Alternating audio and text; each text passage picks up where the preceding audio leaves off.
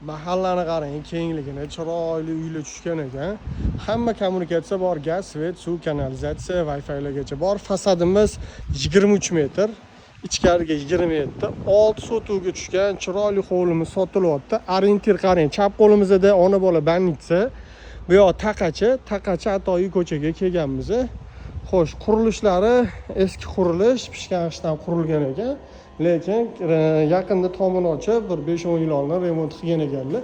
Xohlasangiz buzib qurib olsangiz ham bo'ladi, xohlasangiz yashasangiz ham bo'ladi. Hovlimiz tekis to'rt burchak, aka qarang. Umuman qiyshuv qo'ng'ir joylari yo'q.